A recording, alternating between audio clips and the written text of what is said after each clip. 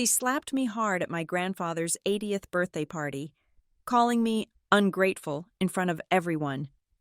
He just set his glass down, rose with his cane, and slowly pointed a finger straight at the front door. The crowded room went dead silent. No one knew that door didn't just lead to the porch. It opened onto a string of truths that could burn the entire dynasty down. I was the only one who knew why he chose that exact moment. My name is Camila Lawrence. I am 32 years old, and by profession, I am a financial investigator for the Arcadia Civic Audit Bureau. My job is to find ghosts in the ledgers, to trace the scent of rust in a column of clean numbers. I find the rot. It is precise work, unemotional, and it is the only thing I have ever been truly good at. Tonight, I was not at work. I was at Riverholt Orchard and Distillery, the sprawling Hudson Valley estate that has been in my family for 4 generations. We were gathered in the main tasting hall, a monument of exposed beams and copper stills, ostensibly celebrating my grandfather, Harlan Lawrence, and his 80th birthday. The air was thick with the smell of mulled cider, expensive perfume, and the faint, underlying sweetness of financial desperation. The room was packed, not just with family, but with the people who matter more than family in this valley. Suppliers, distributors, county commissioners, and the local banking aristocracy. This was not a party. It was a performance of solvency. And the star of the performance, as always, was my stepmother, Vivian Ashbury. Vivian is not my mother. My mother died when I was 12. Vivian arrived 3 years later. A whirlwind of calculated charm and flawless ambition, she is aggressively American, born of the belief that what you take is what you are worth. She married my father, Leonard Lawrence, and in less than 5 years, she transitioned from new wife to the undisputed chief financial officer of our family's legacy. She controls every dollar that flows in or out of Riverholt. The slap itself was a masterpiece of timing. The string quartet had just paused. Harlan had just finished a brief, polite thank you speech. The clinking of glasses was at a lull. Vivian had been building the narrative for weeks, painting me as the prodigal daughter who returned from the city not to help, but to judge, to take. Camilla seems to think, she had said, her voice carrying just enough to cut through the resumed murmur, that her city job gives her the right to criticize, to demand her share before it's even earned. I had not said a word. I had been standing near the fireplace, observing the crowd, mentally noting which of the local partners seemed overly friendly with Vivian. I offered you a place here, she continued, stepping toward me. The room was quieting again. I offered you a chance to contribute. Vivian, my father, Leonard, started, his voice already weak with concession. No, Leonard, she needs to hear this. She stopped in front of me. Her eyes were bright, not with anger, but with theatricality. We have all sacrificed to keep this place afloat, all of us, and all you do is come here with your silent judgment. You are ungrateful. The word hung in the air, acidic and sharp, and then came the crack of her palm against my cheek. It was not a hard slap. It was a symbolic one, a branding. It was designed to do one thing: isolate me, to sever me from the herd in front of the very people whose opinions mattered to the distillery's survival. In this room, being ungrateful was worse than being criminal. It meant you were a bad investment. Silence, absolute, suffocating silence. Even the quartet froze, bows hovering over strings. My father looked down, studying the intricate pattern of the Persian rug, as if it held the solution to fiscal collapse. I did not move. I just kept my eyes on Vivian. I felt the sting, the heat rising on my skin, but my training took over. Observe the threat. Do not escalate. Wait for the next move. The next move came from the head of the table. My grandfather, Harlan Lawrence, made a small sound, a quiet setting down of crystal on linen. He pushed his chair back, the heavy oak scraping slightly on the stone floor. He was frail, smaller than I ever remembered, but he rose to his full height, leaning heavily on his blackthorn cane. He did not look at Vivian. He did not look at me. He looked past all of us. He lifted his free hand, the one not gripping the cane, and slowly, with deliberate, agonizing grace, he pointed one bony finger straight at the massive oak front door. It was not a suggestion. It was a judgment. It was a command for expulsion. But for who? The ambiguity was devastating. The guests shifted, their alliances visibly recalculating. Did he mean Vivian, for disrupting his party with such low-bred drama? Or did he mean me, the ungrateful element, finally cast out by the patriarch? Vivian's face, for a fraction of a second, lost its composure. She had not factored this into her script. My father finally looked up, his face pale and sweating. "Dad," he said, forcing a laugh that sounded like a cough. "Dad, please, sit down. You're confused." He hurried over, trying to ease Harlan back into the chair. "It's the excitement. He's just tired." Leonard turned to the crowd, spreading his hands in a gesture of pathetic apology. "You know how it is. He gets episodes. He's not himself. Please, everyone. The bar is open. The cider poached veal is just coming out." He was trying to paint Harlan as senile, a forgettable old man whose dramatic gestures meant nothing. It was the wrong move. Harlan ignored my father. He let Leonard fuss, but his eyes found mine across the room. The fog of polite senility was gone. His gaze was sharp, clear, and cold. It was the look of a man who had waited a very long time. The look held one message: the time is now. My gaze dropped from his eyes to his waistcoat. He was wearing his oldest suit, the heavy tweed one he favored for walking the orchards in winter, and in the breast pocket, I saw it, the faint glint of polished silver, his grandfather's pocket watch. It was an heirloom. Yes, but I knew something the others did not. I had helped him repair it last month. I had not just fixed the mechanism, I had upgraded it. The internal workings were now digital. The small crown, when clicked in a specific sequence, activated a high-fidelity audio recorder. Harlan was not just pointing. He was creating a public, time-stamped, and legally recorded incident. The heat on my cheek no longer mattered. The humiliation was gone, replaced by a cold, familiar rush. The audit had begun. I needed to get off the X. In my line of work, you never react in the center of the room. You retreat. You gather data. You consolidate. I turned, without a word to Vivian or my father, and walked stiffly toward the kitchens. I heard the whispers start, a sudden intake of breath from the entire room as I moved. She's leaving. She's running. Let them think that. I pushed through the swinging door into the massive, steamy catering kitchen, past the startled staff, and ducked into the dry pantry. The air was cool, smelling of burlap, flour, and smoked paprika. I leaned against a 50-pound sack of onions, the adrenaline making my hands shake slightly. I pulled out my work phone, not my personal one. This one was a hardened, encrypted device provided by the Bureau. It was a habit I never broke, even on family vacations. It was already lit. One new message. It had come through a double encrypted channel that I had set up for Harlan 2 years ago, disguised as a chess app. The sender ID was HL. The message was 3 words. Initiate winter protocol. My breath left me in a single, sharp exhale. Winter protocol was our name for it. A joke, really. Born from the old orchard term, winter press. The last, hard pressing of the apples before the freeze.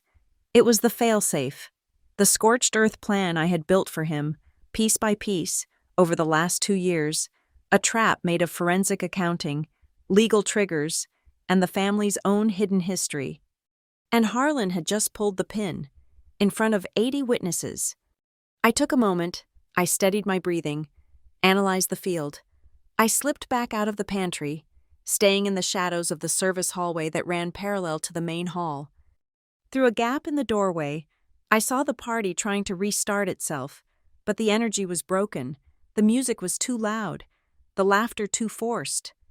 I saw my cousin, Elliot, moving near the back of the hall. Elliot, my father's sister's boy, a weak-chinned, perpetually anxious man who served as Vivian's unofficial attaché.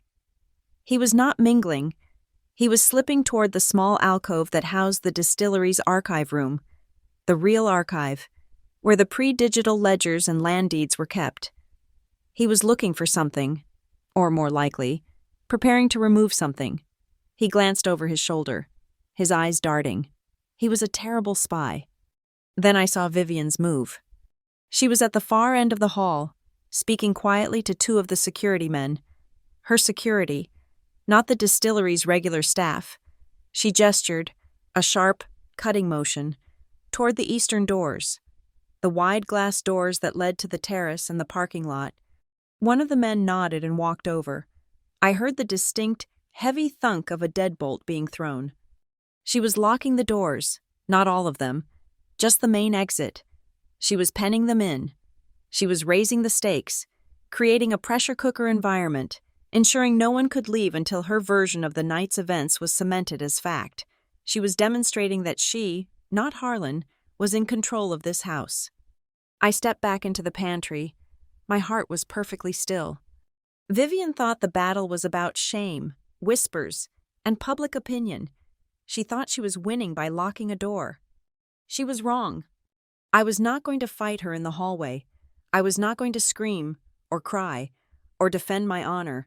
I was not going to give her the satisfaction of a public scene. She wanted to isolate me. I was here, in the pantry, with my encrypted phone and a direct order from the patriarch. She thought she was locking us in, but she was just giving me time. Time to open the trap that had been set long before she ever entered this family. Time to start the audit. Time to initiate the winter protocol. I would not react publicly. I would let her think she had won the battle of the party, because I was about to win the war for the distillery.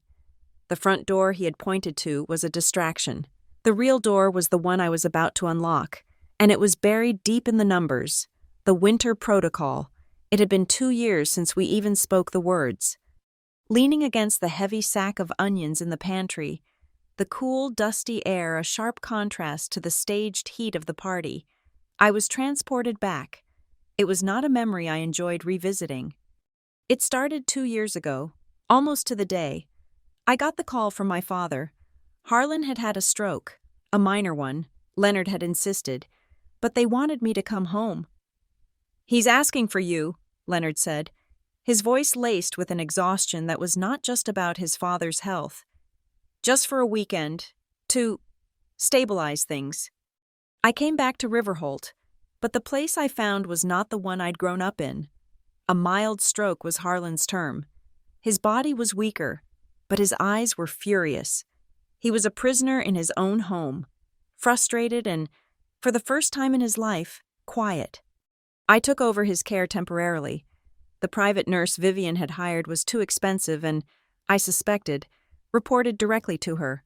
I spent my days in his study, a room smelling of old books, tobacco, and cider-soaked ledgers, reading to him, or so Vivian thought. What I was really doing was listening. "She moved my office," he rasped one afternoon, while I was supposedly reading him poetry. "Packed it up, put me in this sunny, sterile guest room." "It's a nice room, Grandpa." "It's a waiting room. Camila, go to my old study, the one behind the library." Vivian had reorganized the house, his real study, the one where the deals that built this distillery were made, was now a storage space for old catering supplies. I went that night. Among the stacked champagne flutes and chafing dishes, I found his old roll-top desk. It was locked. I picked it in under a minute, a skill I do not list on my resume. Inside, I found the old books, not the clean, corporate QuickBooks ledgers Vivian kept, but the handwritten ones, the real history. And in the back of the 1998 ledger, I found the entry, Winter Press Project. It was a line item for a significant expenditure, dated just before my grandmother's death, but the corresponding pages, the ones that should have detailed the project, were gone, neatly, precisely, cut out with a razor blade. That was the first red flag. The second came a week later. Vivian announced a new optimization initiative. It was a bloodbath. She fired 40% of the orchard staff. These were not just employees. They were families. Men like Miguel, whose father had planted the northernmost grove with my great-grandfather, gone, replaced by a third-party seasonal contracting firm with a P.O. box in Delaware. "We're streamlining, Camilla," she'd explained over dinner, her tone patient, as if speaking to a child. "We have to cut the fat. Riverholt has been run like a hobby, not a business. The margins are simply unacceptable." My father, Leonard, just stared at his plate. He was drowning, and Vivian was his life raft, even if she was made of sharks. He was desperate to fund his new obsession, a massive state-of-the-art expansion of the distillery, a glass and steel monstrosity to attract the Napa Valley tourist crowd. It was costing millions Riverholt did not have. He was taking out short-term, high-interest loans. I could hear him on the phone late at night, his voice thin and pleading. "Just another quarter," he'd beg. "The new line is about to launch." Soon, the rumors started in the valley. Whispers over beers at the local tavern, polite silences at the county feed store. Leonard had a new partner, a silent one. Someone was pouring money into Riverholt, but in exchange, there were strange stipulations about land rights and water access. This was my territory. This was the rot I knew how to find. I did not confront them. That would have been amateur. An investigator never announces their investigation. I waited until 3 a.m.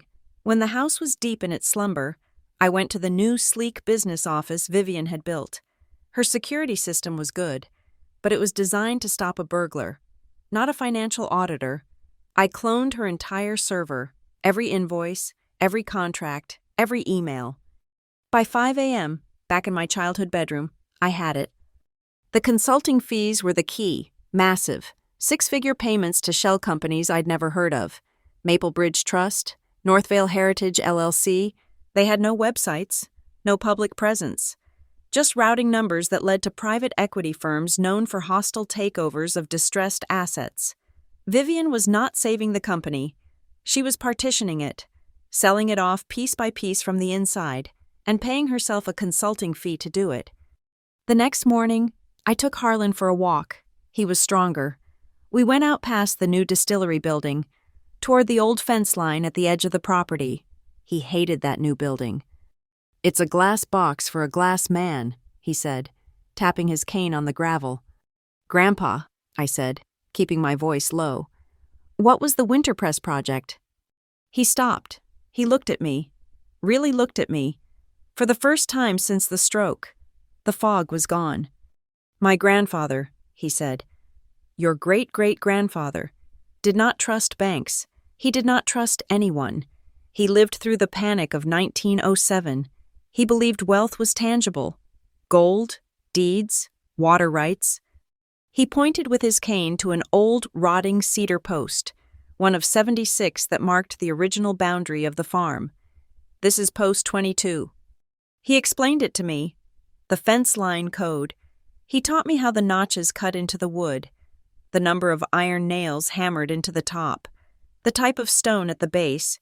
It was not decoration, it was a map to the small, fireproof safes my great-great-grandfather had buried all over the property.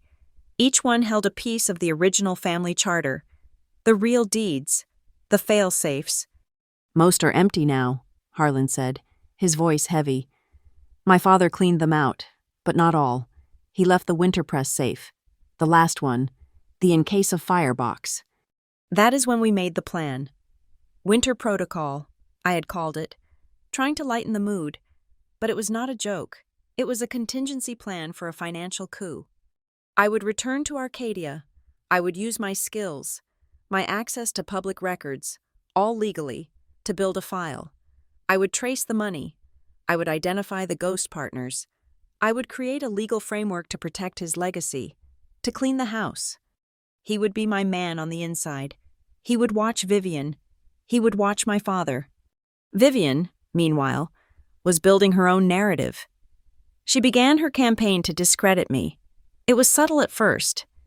"Camilla is so idealistic," she would say to family friends, a sad smile on her face. She just does not understand the pressures of a legacy business. She thinks the money just appears. She's visiting, but she's not contributing. She's just eating at the table. She was painting me as the leech, the ungrateful one, the one who had abandoned the family for a city job, only to return and criticize the hard choices she was making to keep everyone else afloat. She pushed me out of every discussion, every meeting. I was the child at the adults' table. Leonard, my father, was trapped.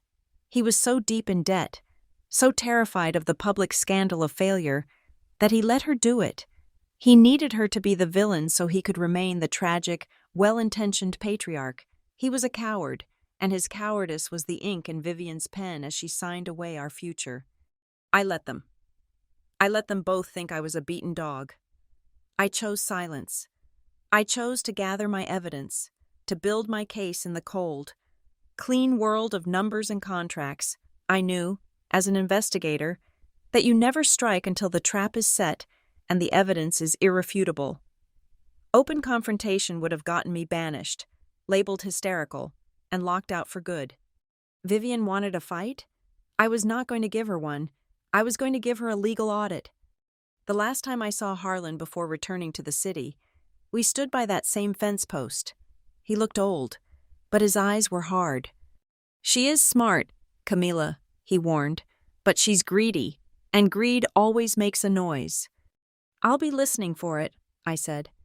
He put his hand on my shoulder. It was trembling, but the grip was strong.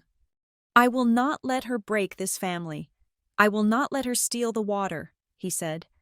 There will come a time when I cannot fight her from the inside anymore. I will need you to fight from the outside. I will need a public signal, one that she cannot mistake, one that you will not miss. He looked toward the main house, his house. When I point at that front door, he said, his voice a low promise, it means the time has come. It is the signal. He looked back at me. When I point at the door, you open the safe. And now, 2 years later, standing in the pantry, the vibrations of the party thrumming through the floor, I felt the satisfying, cold click of the trap's mechanism finally engaging. He had pointed at the door. My time for silence was over. It was time to open the safe. The winter protocol was not a single document. It was a living file, a 2-year forensic audit I had conducted from my desk in Arcadia, 100 miles away, during my lunch breaks and in the long, quiet hours of the night. The first rule of my job: do not abuse access. I never used the Bureau's proprietary systems. I did not have to. The guilty, especially the rich, leave a trail of public-facing vanity and arrogance. You just have to know how to read it. I used only publicly accessible databases, state and corporation filings, county land registries, tax lien databases, and court records. I was not a spy. I was just a very careful reader. The rot had started, as it always does, with the land. I began with a simple query. All parcel transactions in this zip code for the last 3 years. A new player had emerged. Northvale Heritage LLC. In 24 months, Northvale had quietly purchased 6 key parcels of land, forming a perfect, unbroken horseshoe around the southern and eastern borders of the Riverholt estate. They were not prime land. They were scrub, marsh, and rock face, worthless. Unless you were interested in what was under them, or what you could move through them, all transactions were cash. The LLC was registered in Delaware, its officers a law firm in Wilmington known for specializing in anonymity. That was the first thread. The second was the money out. Vivian loved to boast about her community engagement in the local papers. Riverholt was now a proud sponsor of various new local initiatives. I cross-referenced Riverholt's public statements with its cloned server data. The sponsorships were real, but they did not go to the local high school band. They went to a newly formed nonprofit, the Maple Bridge Trust. The Maple Bridge Trust's public mission was preserving Hudson Valley's agricultural heritage. Its IRS filings, however, showed zero charitable activity. Its entire $1.2 million operating budget came from Riverholt donations and 2 other LLCs I could not trace, and the signature on the trust's charter. The president and sole signatory, Vivian Ashbury. She was not sponsoring the community. She was laundering my family's money, creating a slush fund under the guise of philanthropy, and she was the only one holding the pen. But the land and the money were just the container. The real prize was the water. Riverholt cider is world-class for one reason: our aquifer. We sit on a deep, cold, limestone-filtered spring. It is the single most valuable asset we own, more valuable than the land, the brand, or the distillery itself. I pulled the new distribution contracts Vivian had signed. She had consolidated 3 regional partners into one massive, exclusive deal with a national conglomerate. The volume was huge, the terms aggressive, and buried in Addendum C, subsection 4, under Resource Guarantees, was a clause I had to read 5 times to believe. It was not a guarantee of cider. It was a guarantee of water. The clause stipulated that if production targets were not met, the distributor had first right of refusal to secure the primary resource inputs, the water, at a contractually fixed price. It was not a distribution deal. It was a poison pill. It was a backdoor mortgage on our groundwater. From there, the other pieces clicked into place with sickening precision. I examined the new crop insurance policy she had taken out. The premiums were astronomical, but the triggers were bizarre. The policy did not just pay out for frost, or blight, or a bad harvest. It had a unique special peril clause. It paid out a staggering 8-figure sum in the event of a sudden, unforeseen loss of operational control due to managerial incapacitation. Vivian was not just insuring the apples. She was placing a multi-million-dollar bet on Harlan being declared legally senile. Her staged argument tonight, my father's pathetic, he gets episodes. It was not just a power play. It was the preliminary paperwork for an insurance claim. The rot was everywhere. I looked at the invoices for the new distillery expansion. The project my father was so proud of. The budget had tripled. I found the vendor payments, a $2 million charge for custom-fabricated stainless steel fittings from a company called Hudson Valley Artisanal Metals. A quick search revealed the company had been incorporated 6 months ago. Its address a rented mailbox at a strip mall in Poughkeepsie. The construction was a ghost, a massive pipeline for siphoning capital out of the business and into an untraceable void. And then I found the map. It was in the server's architectural files, mislabeled as Applejack Piping Schematic V3. It showed the pipes running from the main distillery, but one line, a thick 12-inch main, did not stop at the new bottling plant. It continued, marked as Future Expansion Greywater, straight past our property line. I overlaid the schematic with the county land registry map. The pipe ran directly, like an arrow, into the center of the largest parcel of land purchased by Northvale Heritage LLC. They were not just planning to steal the water through contracts, they were already stealing it, through a secret, unauthorized pipeline built with my family's own money. The cover-up was just as meticulous. I found the digital minutes from the last 5 years of family board meetings. Then I cross-referenced them with the old audio files I had found on Harlan's computer. His voice was gone. I will not agree to any deal with Northvale. His voice, strong and clear, on the audio from a meeting 2 years ago. I do not like their terms, and I do not like their smell. The official minutes for that meeting read, Harlan noted his traditionalist concerns, but agreed to table the discussion pending further review by Vivian. His dissent was not just ignored, it was legally erased. And the final, pathetic insult, the payroll files. Vivian had insisted on a new internship program to bring in fresh ideas. I found the payroll stub for a marketing intern named Ricardo Velez. He was being paid $75 an hour, a salary higher than our master distiller. A public record search of that name and his social security number, carelessly left in the digital file, brought up a man with a string of minor arrests in Miami, a man I recognized from an old photo in Vivian's desk, from before she met my father, her ex-lover. She was not just a thief, she was a cliché. All this, all the fraud, the insurance, the secret pipe, the erased minutes, led to one inescapable date. Tomorrow, November 10th.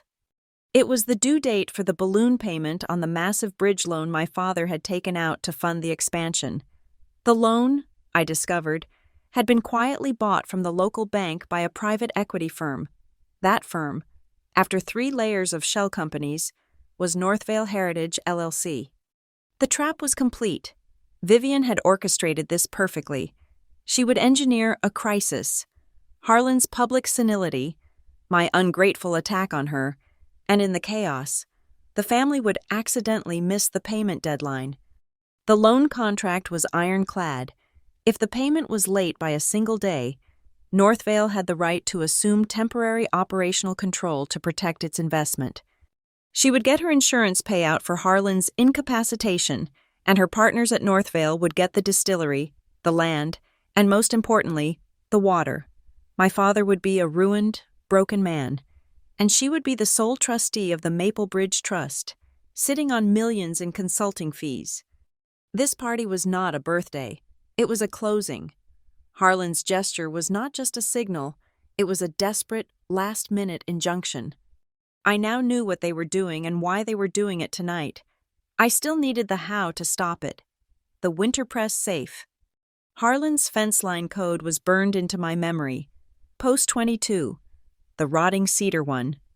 6 nails iron, 4 notches deep, base of quartz.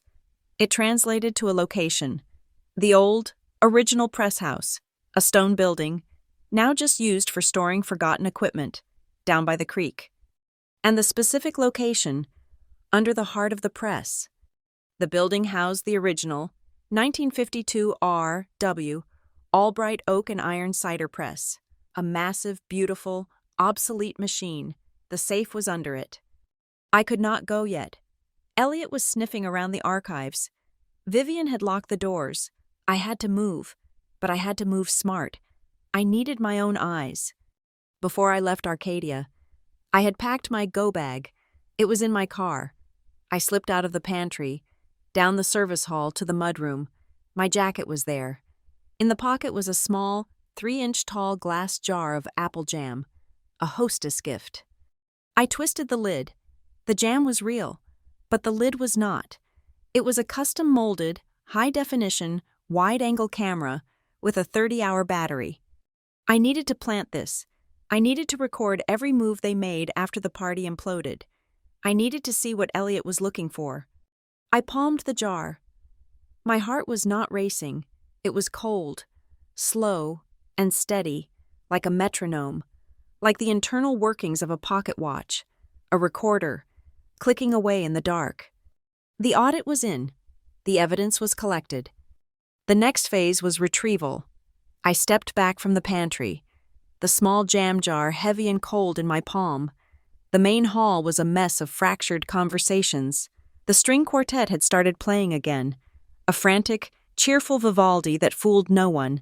The party was broken, and Vivian knew it. She recovered faster than I expected. Her social reflexes were a predator's. She clapped her hands, a bright, brittle sound that cut through the strings. "My goodness," she laughed, her voice a cascade of artificial warmth. "Harlan, you always did know how to make an entrance, or an exit." She glided toward the stunned guests. "Now, who needs another drink? And you all simply must see the new trophy display. We just won double gold in Geneva. Leonard, darling, stop fussing and have them open the reserve brandy." She was hurting them, physically and psychologically. She was moving the entire party away from the scene of the conflict, away from Harlan, and toward a wall of her own success, a performance of absolute control. As I moved to follow the crowd, keeping to the edge, my father intercepted me. His face was a sickly pale gray, glistening with sweat under the expensive track lighting. "Camilla," he hissed, his hand grabbing my arm. "What in God's name did you do? What did you say to him?" "I did not say anything, Dad." "Do not lie to me. He was fine until you started. Poking. You come here with your city attitude, and you—" He stopped, looking around helplessly. "Just apologize. For me. Please, go to Vivian. Tell her you spoke out of turn. We have partners here tonight. The bank president is standing right there. Apologize? I kept my voice low, but the coldness in it made him flinch. Apologize for being slapped in front of 80 people? Or just for being ungrateful? I looked past him, my eyes finding Vivian across the room. She was watching us. Dad, I said, pitching my voice just loud enough for him to hear, but not the room. I think I will take Grandpa's advice instead. He was just reminding me of his old fence line lessons. My father looked blank. What? What are you talking about? But Vivian was not blank. Her hand, the one holding a champagne flute, tightened. Her knuckles went white. She knew exactly what I was talking about. She did not know the code, but she knew the fences were the one thing Harlan still controlled. I had just confirmed her worst fear, that he and I were communicating in a language she could not understand. I pulled my arm free of my father's grasp and turned, and bumped directly into my cousin Elliot. He was all nervous energy, his suit jacket rumpled, his eyes darting. Cam! Hey! Crazy night! Huh? He forced a laugh that was more of a squeak. Listen, weird question. You have not been in the archives, have you? You have not seen the old key? The big brass one? I stared at him. The archive key? Why would I have that, Elliot? Oh, you know. He waved his hand dismissively. Vivian was just looking for some old branding photos for the display. No big deal. He was a terrible, terrible liar. He was probing. He was Vivian's mole, sent to find out if I had already made a move on the physical records. No, Elliot, I said, stepping around him. I have not played with the house keys since I was about 10. You should know that. I was halfway to the kitchen when Harlan's voice, suddenly frail and thin, cut through the party chatter. Leonard, I'm tired. Every head turned. He was slumped in his chair, his eyes closed. My father and Vivian, trapped by the performance of being a caring family, were forced to converge on him. It's all too much, Harlan wheezed. I want to go to my room. Leonard, take me to my room. It was a brilliant move, a gift. He had just created a massive, unignorable distraction. He pulled the focus of the entire room, and more importantly, he pulled the king and queen of the party off the board. As my father and a reluctant Vivian made a show of fussing over him, helping him up, the path to the service corridor was clear. I slipped back into the main catering kitchen. It was chaos. Chefs were yelling, servers were rushing. A massive silver tray was being loaded with the dessert course, dozens of small, perfect apple almond tarts. These look incredible, I said to the executive chef, who was artfully dusting them with powdered sugar. I placed my little jam jar, my hostess gift, right in the center of the tray. This is a little something I made, I said with a bright, innocent smile. It's a special spiced apple preserve for Vivian. She wanted it for the archive room, for a late-night snack for her and my father. Could you make sure this tray goes there? The chef, stressed and overworked, barely looked at it. Archive room, tarts, got it, get out of my way. The tray was lifted. I watched it go, my eyes and ears now disguised as a rustic, harmless jar of jam, on its way to their inner sanctum. I ducked into the shadow of the doorway that led back to the main hall. I saw Vivian, having deposited Harlan with a nurse, pull the head housekeeper, Martha Davies, into a small alcove. Martha had been here for 30 years. Her loyalty to Harlan absolute. She looked terrified. I need the tip-out ledger. Martha, now. Vivian's voice was no longer warm. It was a shard of ice. Mrs. Ashbury, I don't know. Now. Trembling, Martha pulled a small, worn, leather-bound book from her apron pocket, the tip-out ledger for the catering staff. I watched Vivian snatch it. She did not open it to a page of numbers. She flipped to the back cover.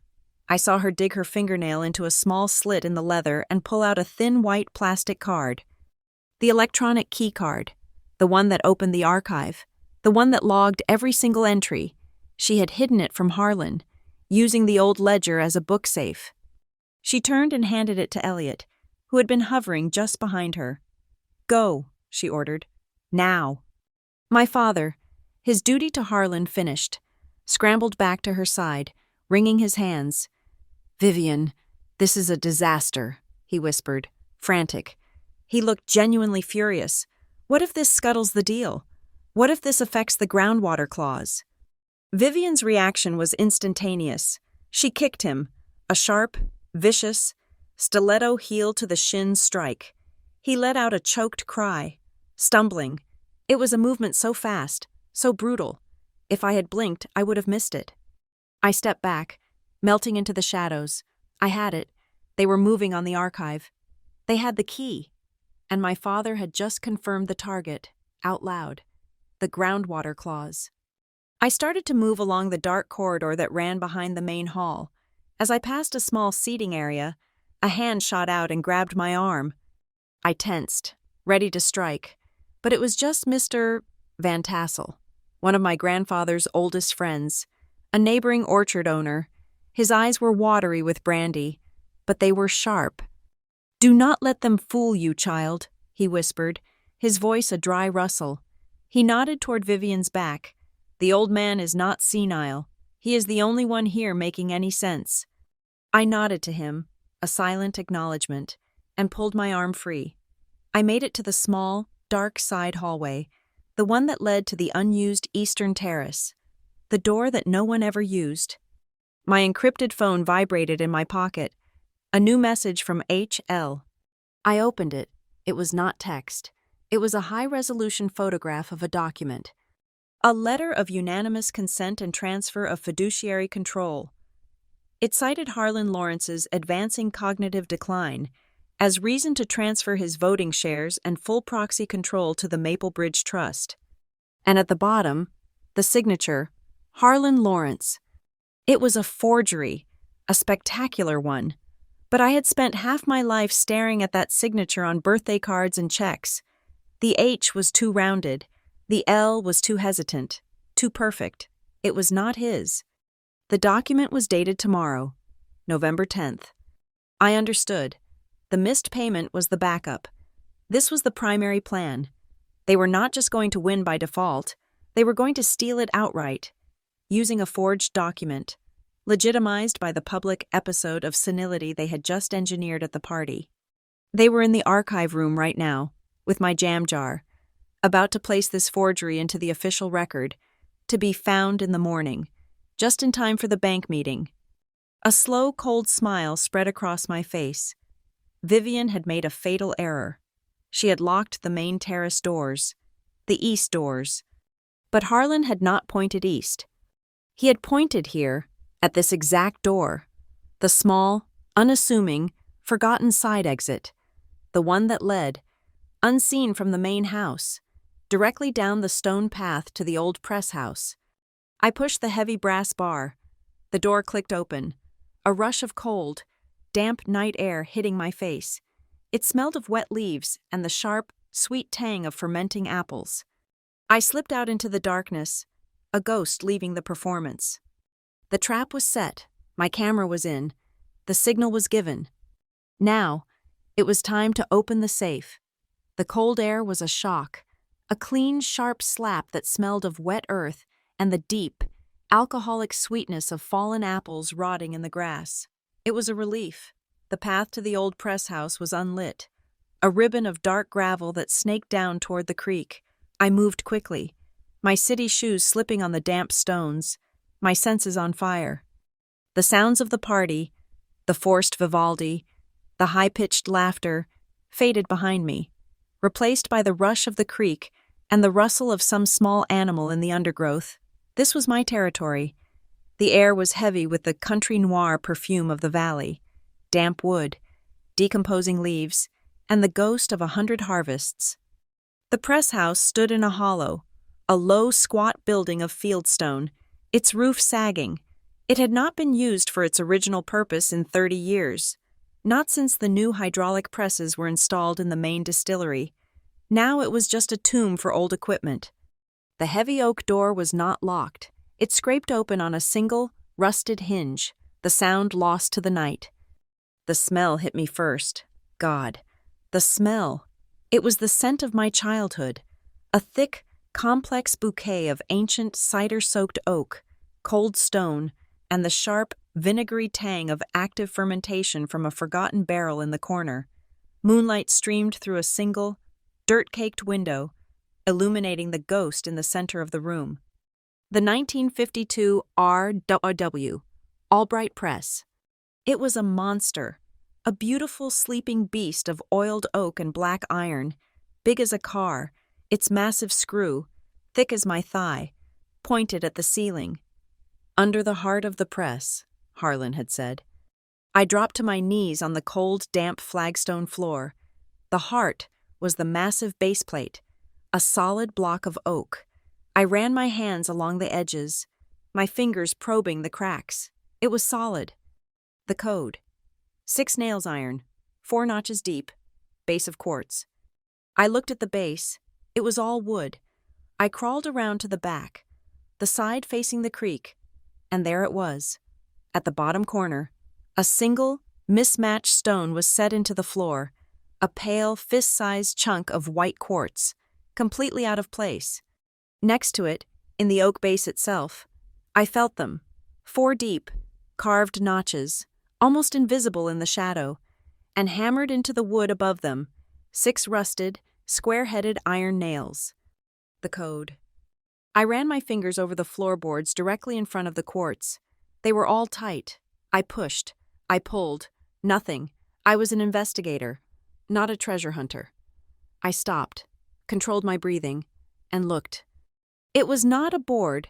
It was a sliver, a thin, almost seamless cut in the wood, running parallel to the main plank.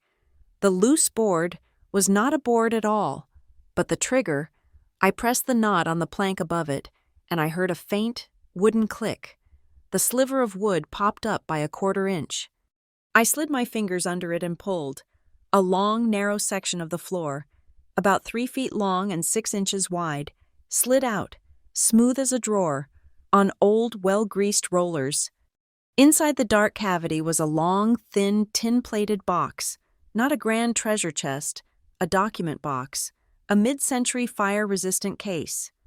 I lifted it out. It was cold, heavy. The clasp was not locked. I opened it. The smell of old paper and dry metallic rust. Inside, a single, leather-bound, hand-tooled notebook with Winterpress embossed on the cover, a small, brass-tagged key, and 3 standard-sized mini cassettes. I picked up one of the tapes. The label was in my grandfather's neat, sharp handwriting. VA, Insurance, Octum 5YRS. 5 years ago. I did not have a tape player, but I did not need one. I knew what this was. This was the seed, the beginning of the rot. I pocketed the tape. The others were labeled with similar coded dates and initials. I opened the notebook. It was not a diary. It was a ledger. Page after page of Harlan's notes. And then I found it. The fence line coordinates. It was not just for the safes. It was a map of the entire underground water system. And then, the entry for well number 3. The coordinates were circled. W3, deep, cold, the heart, and under it, a note that was not a note. It was a thesis. It was his entire philosophy, the one he had tried to drill into my father.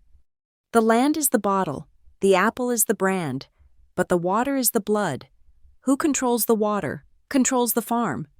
Vivian had found the wrong well. She was drilling a pipe into a standard irrigation well.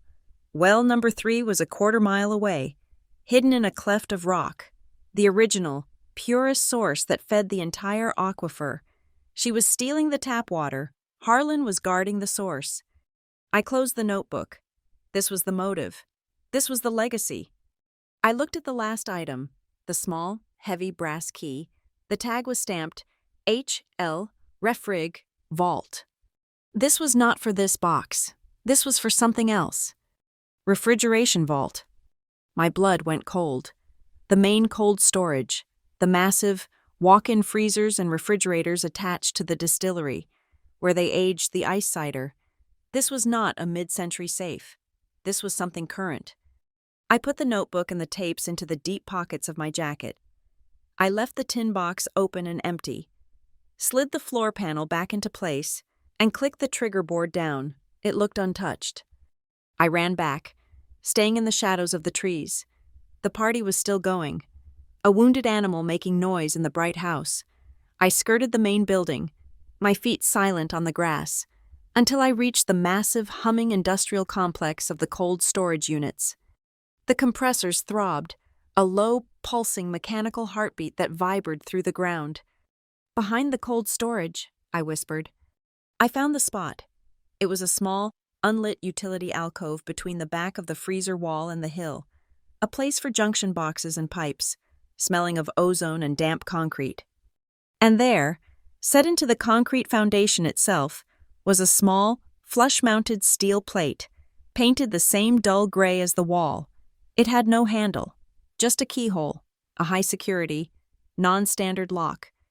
The brass key slid in. It turned, smooth and silent. I heard a heavy thunk as the tumblers released. I pulled the key, and the steel plate sprung open a half-inch. It was a small, modern wall safe, Harlan's own fail-safe.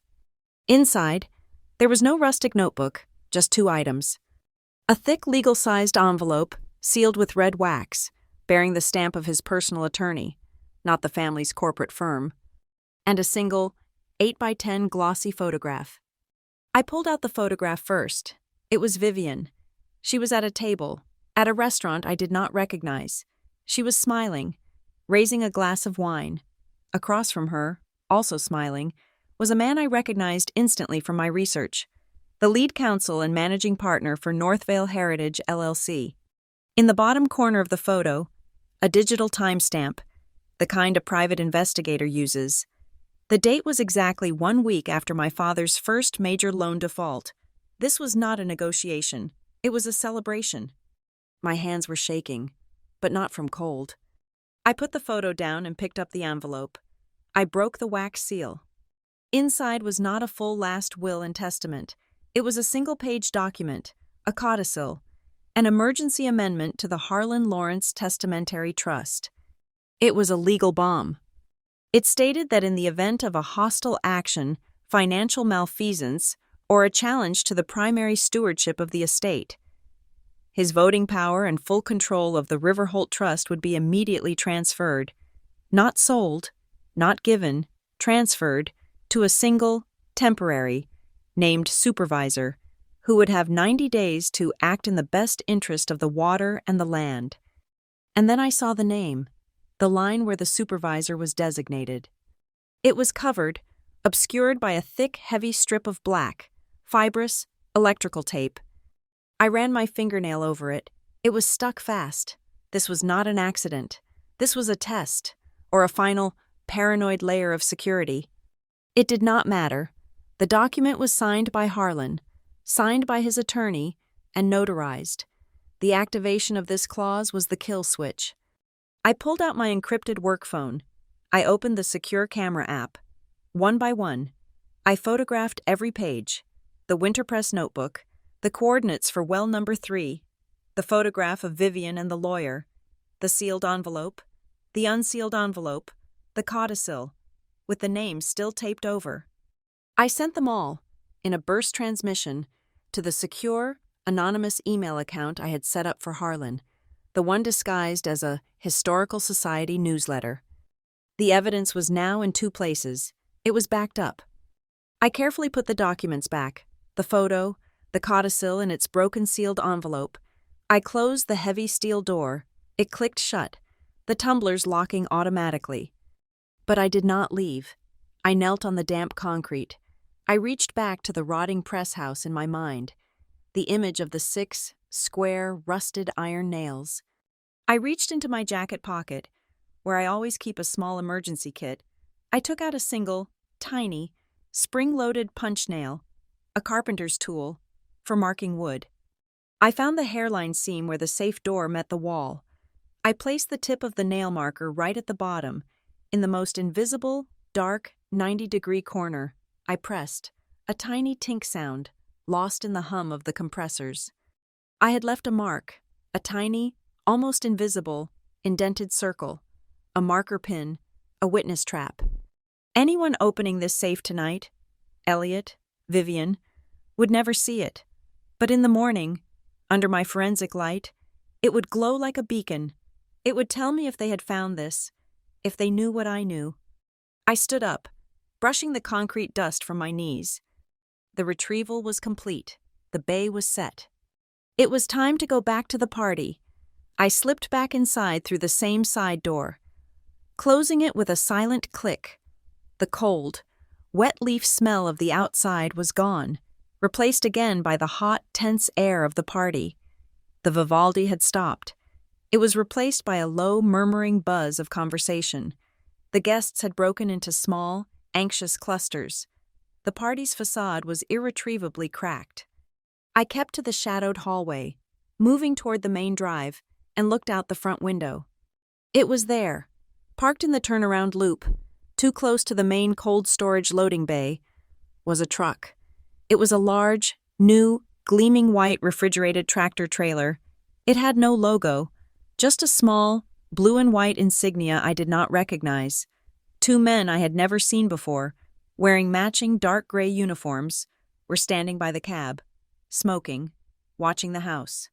This was not a catering vehicle. As I watched, Vivian and Elliot emerged from the archive room. Elliot looked pale and shaken. Vivian looked composed, a document folder clutched in her hand. She saw the truck, saw the men, and gave them a sharp, curt nod. One of the cluster of guests, a local distributor, broke away and approached her. "Vivian, my goodness, a bit late for a delivery, is it not?" Vivian's laugh was bright and sharp. "Oh, that's our little surprise. We were just selected for a major European exhibition, a last-minute thing. They're picking up a special reserve pallet of the 48 vintage ice cider, a huge honor." It was a lie. It was a brilliant, plausible, and utterly transparent lie. You do not move a reserve pallet at 9 p.m. on a Saturday during a birthday party. She was not shipping to an exhibition. She was moving assets. She was pulling the most valuable, untraceable, liquid inventory off the books and off the property hours before the loan deadline. Asset dissipation, theft. I turned and moved, fast and silent, toward the wing where they had taken Harlan. He was not in the sterile guest room. He was where I knew he would be, in his small private study, the one he had managed to keep. He was sitting in his leather armchair in the dark, the door slightly ajar, the only light coming from the hallway. He was not sleeping. He was waiting. I slipped in and closed the door, locking it. He did not look up. "Did you—" "Yes," I said. "The press house is secure. The vault is secure. I have it all." I moved in front of him. "They're moving the ice cider. A truck. No logo." He nodded slowly. "The last part. She's cleaning out the safe before she burns the house." I knelt in front of him.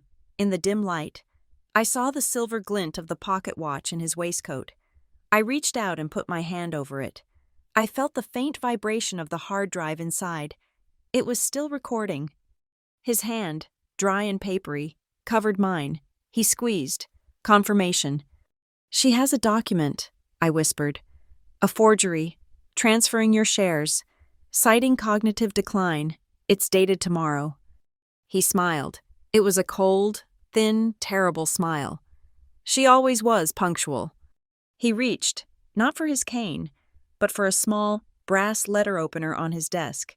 He used it to point at a framed photograph of my grandmother. Behind her, the back of the frame.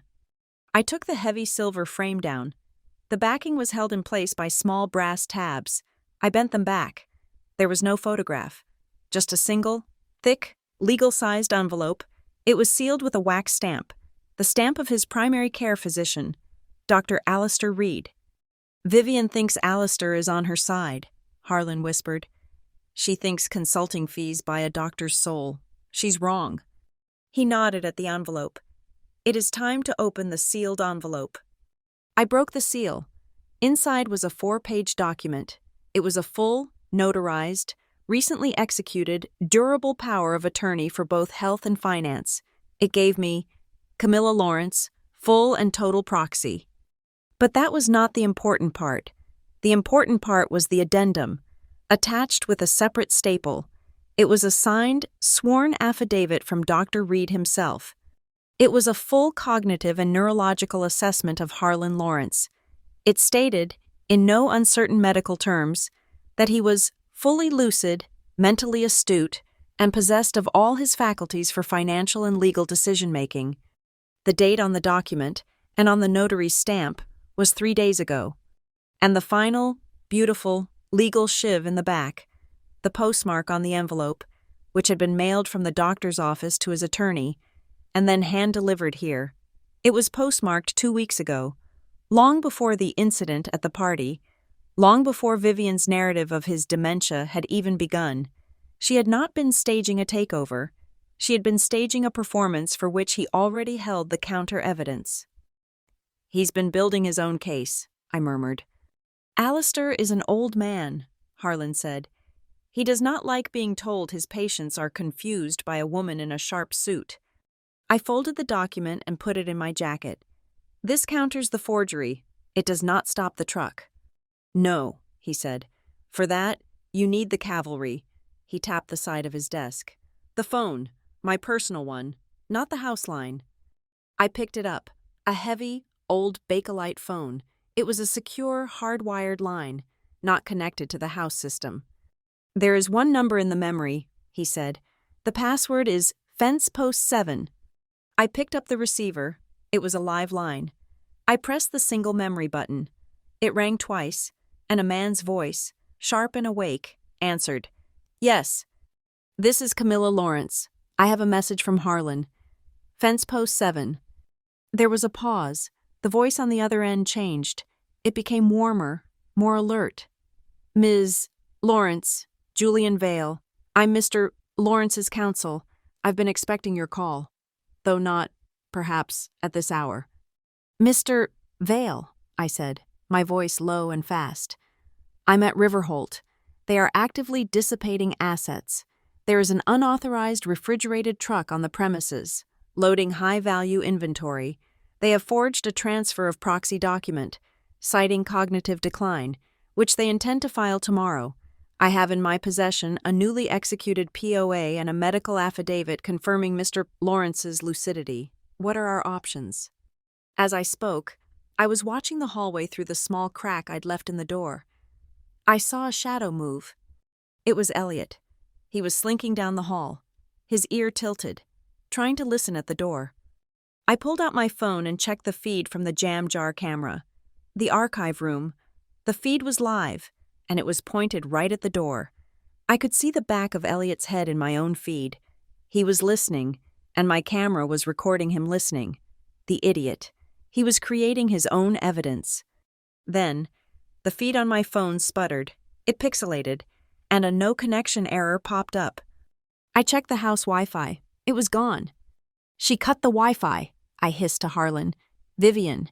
She was trying to isolate us, to cut us off from the outside world." "Mr.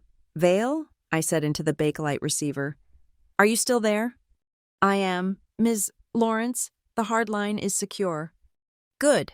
I reached into my pocket, pulling out a small, credit card-sized device, a pocket satellite SIM hub, my bureau-issued emergency kit. I slapped it on the desk and tethered my phone to it. In seconds, the jam jar feed flickered back to life. "I'm back online," I said, both to myself and the lawyer. "Elliot is outside the door. He's a witness to his own conspiracy." "Good," Vale said, his voice hardening. "Now, listen to me. Ms. Lawrence, this is critical. You mentioned the codicil, the winter press addendum. I have it, or I've seen it. It's in a vault. It transfers power, but the name is obscured." "The name is not important," Vale said, and I could hear the rustle of papers on his end. "What is important is the activation clause. Did you read it?" "Only briefly. Hostile action, financial malfeasance." "Exactly. It's a keyman clause. It can be triggered by any sign of asset dissipation, like an unknown truck, but it required a formal, public, and recordable signal from Mr. Lawrence to be enacted, a signal that could be entered into a court record as a specific moment in time, a signal that he was aware of the malfeasance and was activating his own fail-safe. I stopped. My blood went still. "A public signal," I whispered. "Yes," Vale said. "A specific phrase or action, agreed upon and notarized in my office 6 months ago." I looked at Harlan. He was watching me, his eyes bright in the dark. I said it out loud, the pieces of the entire night slamming into place. "The trigger, the condition, it was him," I said into the phone. "It was him pointing at the front door." "Precisely." Vale's voice was sharp with grim satisfaction. "The moment your grandfather, the host of the party, indicated the main exit in front of more than 24 witnesses, he legally activated the addendum. He created a time-stamped, verifiable legal event. The slap, the senility, that was all just her noise. His pointing? That was the gavel. That was the starting gun. You were filing a legal document," I said to Harlan. He just nodded. "Mr. Vale," I said, standing up, the satellite hub in my hand. "What is our next move?" "The next move is public. Ms. Lawrence, the signal has been given. The trigger is pulled. The codicil is now in effect. You have the POA. You have the medical affidavit. You have a live feed of the conspiracy. It is time to stop the truck. And it is time to show them the real will." The legal framework was in place. The trap was not just set. It was already sprung. It was time to go public. I walked out of the small study, the weight of the sealed power of attorney in my jacket pocket feeling like a block of ice. Harlan was behind me, his hand on my shoulder, not for support, but for solidarity. He did not need his cane for this. The main hall was in a state of controlled panic. The guests were clustered by the locked exits, whispering, glancing at the unlit truck outside, then back at Vivian. She was by the main bar, giving quiet, sharp orders to Elliot, who was frantically texting. She was accelerating the timeline, trying to push the theft through before the party officially died. It was time. I walked straight to the podium, where the microphone still stood from the earlier speeches. I tapped it. The sharp, electronic thump cut through the buzz of the room like a gunshot. Every head snapped toward me. Vivian, who had been pointing a security guard toward the warehouse, froze, her hand in midair. "Good evening, everyone," I said. My voice, amplified, was perfectly clear and cold. It did not tremble. "I know many of you are anxious to leave, but before the night is over, I would like to propose one final toast, a toast to my grandfather, Harlan, on his 80th birthday, and a toast to the future of Riverholt." I saw my father, Leonard, sag in relief, thinking I was capitulating, trying to smooth things over. Vivian's eyes narrowed. She knew better. "In my line of work, we value transparency above all," I continued. "We believe in showing your work, and Vivian, my stepmother, has been working so incredibly hard. I thought it was only fair that we all see exactly what she's been doing, what they have been planning." I did not walk. I stood where I was. I held up the small, black satellite hub. "This is a little home movie from the archive room, just a few minutes ago." I had already tethered my phone. I aimed it at the large smart TV on the wall, the one that had been showing the nostalgic slideshow of Harlan's life. I hit cast. The screen flickered. The slideshow disappeared. It was replaced by the low-angle, grainy, and utterly damning footage from the jam jar camera. The audio, coming through the main speakers, was tinny, but clear. It was Elliot's nervous, high-pitched voice. "Are you sure? Camilla is still here. She's—" And then Vivian's voice, cold and sharp. "Camilla is handled. She's been humiliated. She's irrelevant. Now, did you find the file?" The video showed Elliot's hands shuffling papers on the desk. "This one? The one dated tomorrow? The transfer?" "Yes," Vivian snapped. "Put the forged document in the main binder. The doctor's letter. Make sure it's the first thing the lawyers see in the morning. Now go. Get the truck loaded. We're moving the 48 vintage." The room was absolutely, profoundly silent. You could hear the hum of the ice machine from the bar. The guests looked from the screen, where Vivian was clearly ordering the planting of a forged document, to the real Vivian, whose face had gone a stark, chalky white. She recovered quickly. She laughed. It was a terrible, brittle sound, like dry leaves breaking. "Well," she said, her voice dripping with condescending pity, "I had no idea my stepdaughter was such a filmmaker. It's truly amazing what you can do with deep fakes and clever editing, is it not?" She turned to the crowd, appealing for their sanity. "This is a trick, a pathetic, slanderous trick by a very disturbed girl who is angry she was cut off. It's libel." Some guests nodded, eager to believe the lie that would let them go home. "Is it a trick, Vivian?" Harlan's voice. He had taken the microphone from my hand. He was shaking, but from rage, not frailty. "I am 80 years old tonight." His voice boomed through the hall, amplified and raw. "My body is old, but my mind is not. I am not confused. I am not senile." He looked straight at her.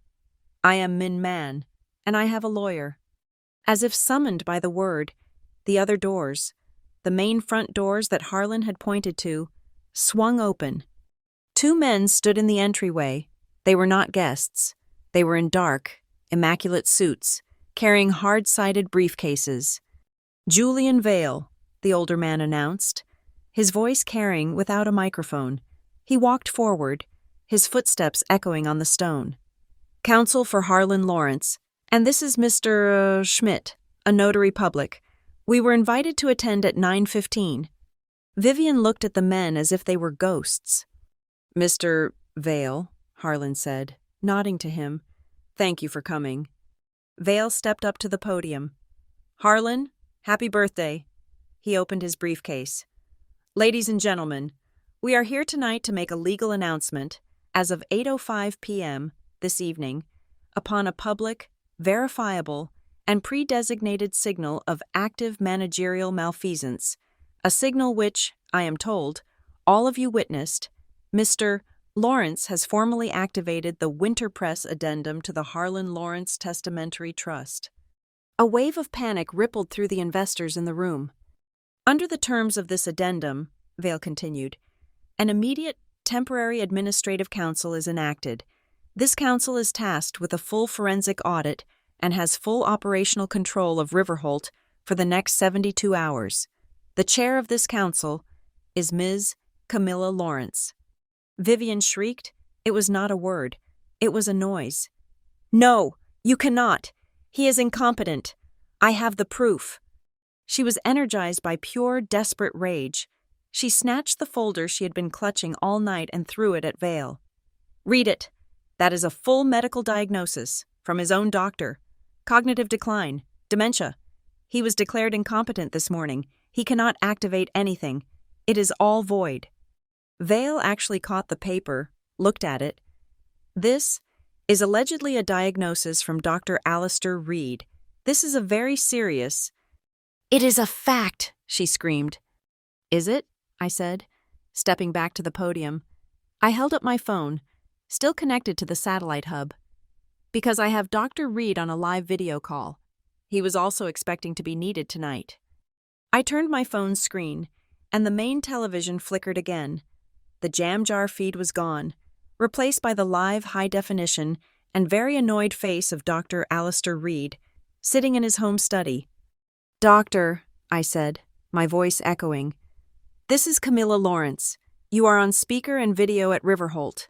Can you hear me?" "I can, Ms. Lawrence," his voice boomed, rich and certain, as I swore in my affidavit. "Dr. Reed," I said, "Vivian Ashbury has just presented a document, allegedly signed by you, declaring Harlan Lawrence cognitively incompetent. Did you sign any such document?" The doctor's face went purple with indignation. "I absolutely did not. That document is a forgery and an outrage. My official, notarized, and fully executed assessment, which I delivered to Mr. Vale 3 days ago, states unequivocally that Harlan Lawrence is fully lucid, possessed of all his faculties, and is sharper than most men half his age. Any document stating otherwise is fraudulent. The room exhaled as one. Vivian stumbled back, her hand grabbing the bar for support. She was beaten. I did not give her a moment. I took the microphone back. This first meeting of the temporary council is now in session. My first act as chair is to order the distillery grounds sealed. I want the archive room, the cold storage warehouse, and that unauthorized, unmarked white truck sealed and impounded, immediately, Riverholt Security, I said, looking at the distillery's own head of security, a man named Peters. You now report to me. Lock it down. Peters, a man Vivian had been trying to fire for 6 months, just nodded. He had a small smile. Yes, Ms. Lawrence, he spoke into his radio, and the 2 men Vivian had hired looked at each other, then put their hands up and stepped away from the warehouse doors. Vivian turned to my father. Leonard, do something. This is your company. Stop her. My father, who had been hiding by the empty fireplace, looked up. His face was a mask of gray terror. He looked at his father, at his wife, at me. He opened his mouth, but no sound came out. He was a vacuum, a man defined only by the forces pulling on him. He just shook his head and hid his face in his hands. What is going on here? A new voice called out. It was David Chen, a reporter for the Hudson Valley Gazette. He was an invited guest, a friend of the distillery. He was now holding up his smartphone, its red recording light glowing. Ms. Lawrence, what did you mean by forged document? What is the Maple Bridge Trust? Vivian lunged at him. Turn that off. This is a private family matter. It was, I said, cutting her off. Until you used company funds to create shell corporations, until you tried to steal a man's legacy. The reporter had just given me the floor. You want to know what's going on? I said to the room. I pulled the folded printout from my audit file. While Vivian was saving Riverholt, she was also authorizing a few payments. $1.2 million in community donations to the Maple Bridge Trust. President, Vivian Ashbury, $2 million for custom fittings from Hudson Valley Artisanal Metals, a company registered to a mailbox in Poughkeepsie, and my personal favorite, a $75 an hour salary for a marketing intern named Ricardo Velez, who I believe is an old friend of yours from Miami, Vivian. I saw 2 of the local bankers near the back go pale. They were the ones who had signed off on the loans, the ones who had not done their due diligence. They began to edge toward the door. They did not make it. The great oak front door, the one Harlan had pointed to, the one Vale had entered, swung open again. It was not lawyers this time. It was 2 people, a man and a woman, in the official parkas of the New York State Department of Environmental Conservation, followed by 2 uniformed county inspectors. The lead woman, holding a clipboard, spoke to the room. We are from the county inspector's office, she announced, her voice bored and official.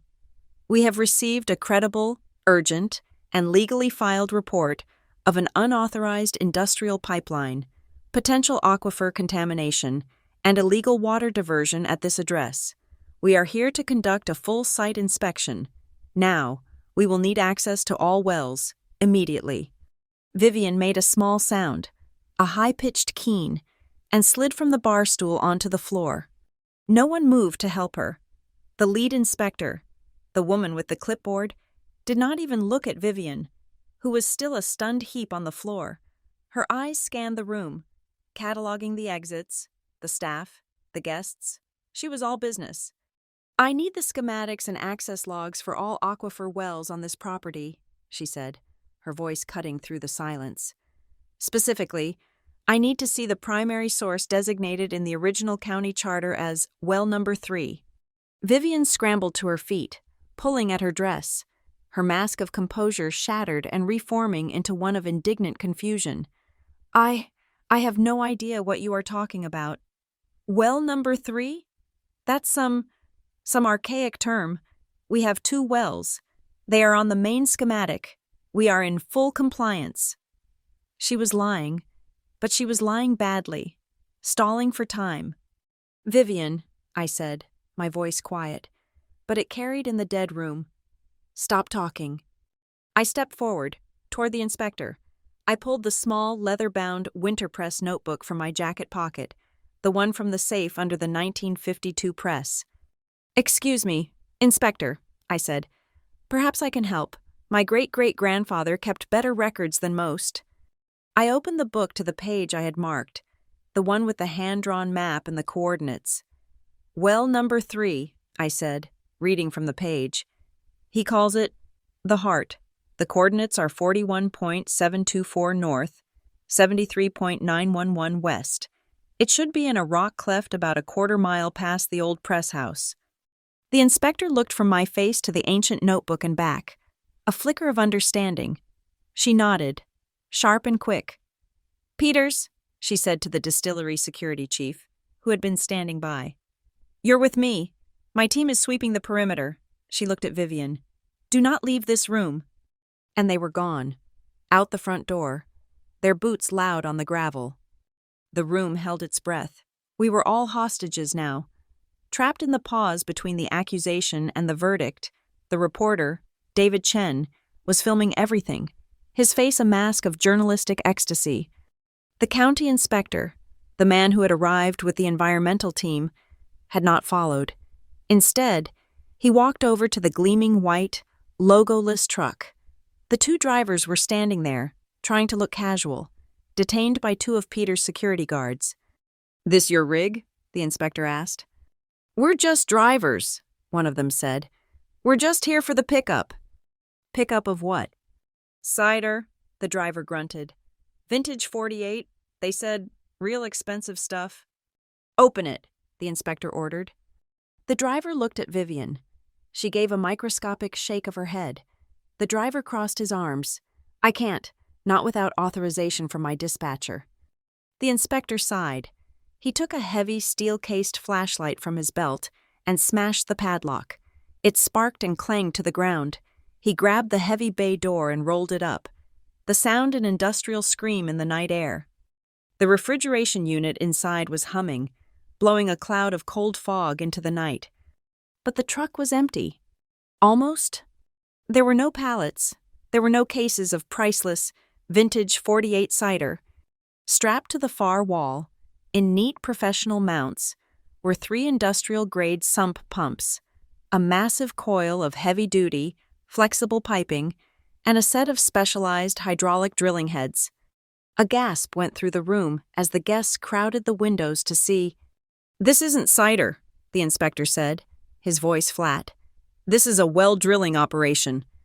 "Or a well-draining operation," I said, loud enough for the room to hear. Chen, the reporter, was right there, his phone capturing the contents of the truck. "My God," he whispered. "They weren't moving the inventory. They were bringing in the equipment to drain the aquifer, to steal the well." That was when the weakest link in the chain finally, beautifully, snapped. "I want immunity." "Elliot," he stumbled forward, his hands raised, his face a mess of tears and sweat. "I want to cooperate. Mr. Vale, I'm a witness. I'm a cooperating witness." "Elliot!" Vivian's voice was a razor. "No!" he shrieked, pointing at her. "I'm not going down for this. It was her. All of it. The forged document, the truck, the pipe. She made me do it." Julian Vale, Harlan's lawyer, stepped forward, his face a calm mask. "Elliot," he said, "what exactly did she make you do?" "The insurance. It was all about the insurance." "What insurance, Elliot?" I asked, my voice gentle. "The policy," he sobbed. "The one she took out. The operational control one. The one that paid out if Harlan was declared senile and the company went into receivership. She was betting on it. She knew the loan was due. Her plan was to let Northvale seize the company, trigger the loss of control clause, and walk away with an 8-figure insurance payout. Northvale gets the water. She gets the cash. It was the perfect plan. She told me. Everyone wins but the family. This, This was the piece I was missing. It was not just a theft. It was a multi-layered insurance fraud scheme. The confession, raw and panicked, hung in the air. And at that moment, my father, Leonard, who had been sitting frozen in a high-backed chair, made a small, choking sound. He had been a fool, a pawn, a glass man, just as Harlan had said. He saw, in that one horrifying instant, that his wife had not been trying to save him. She had been actively planning his total, public, and financial ruin. He did not yell. He did not cry. He just folded. His body collapsed in on itself, his head dropping into his hands, his shoulders shaking in a silent, pathetic surrender. He was a broken man, and everyone in the room saw it. Vivian, however, was not broken. She was an animal, cornered, and all the more dangerous. She looked at Elliot's betrayal, at her husband's collapse, and she laughed. It was a cold, sharp, terrifying sound. Lies, she spat. All of them. The ramblings of a senile old man, the fantasies of a jealous, ungrateful girl, and the desperate, sniveling confession of a coward. You have nothing, no proof. You have no signature. You cannot tie me to Northvale. You cannot tie me to any of this. No proof, Vivian. I reached into my jacket, past the POA, past the notebook. I pulled out the small, black plastic mini cassette, the one from the tin box, the one labeled Vicande Insurance Octi 5YRS. Her eyes widened. She knew what it was. What is that? She scoffed, recovering. A relic? A prop from a dead decade? It's you, Vivian, I said, holding it up. It's you, 5 years ago, in a booth at the Dutchman's Tavern in Albany.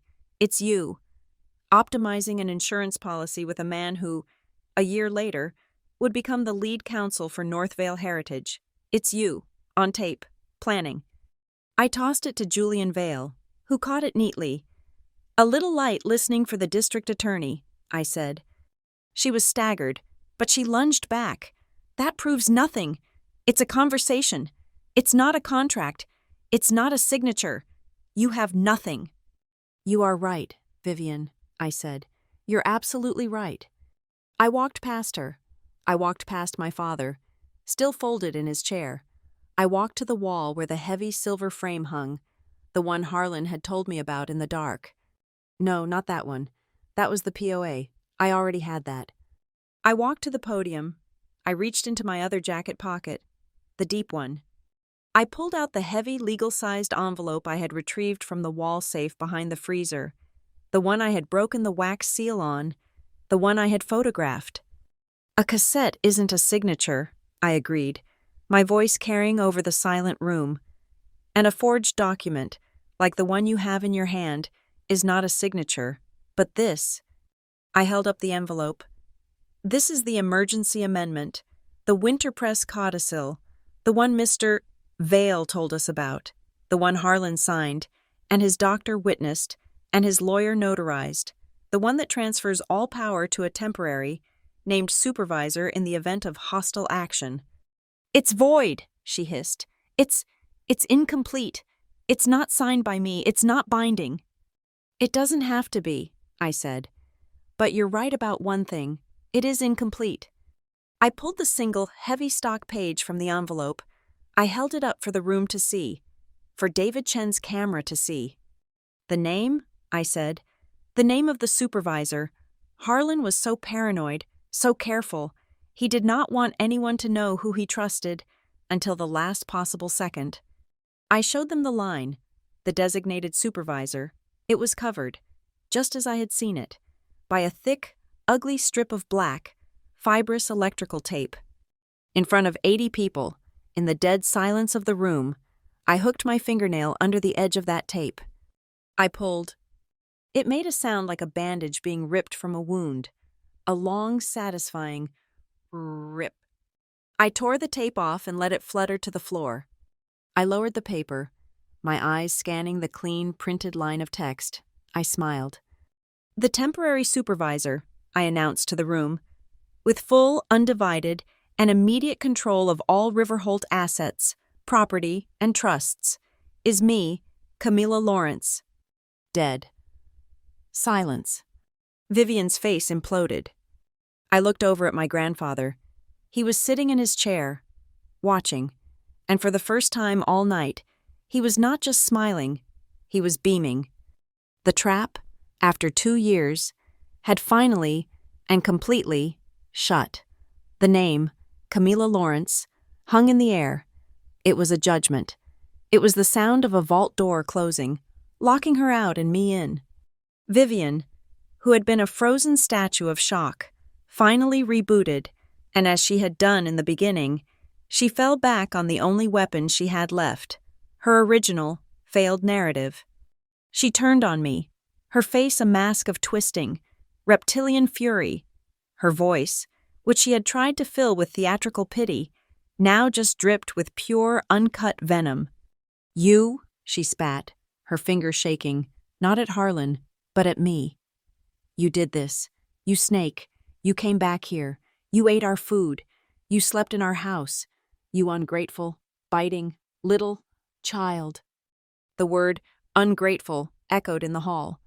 The same word she had used to brand me. The same word that had been the catalyst for this entire night. But it was a dead word now. It had no power. I did not raise my voice. I did not move from the podium. I just looked at her, letting the entire room, the bankers, the neighbors, the reporter's camera, see the contrast. "I am protecting the family, Vivian," I said, my voice cutting cleanly through her hysteria. "From you."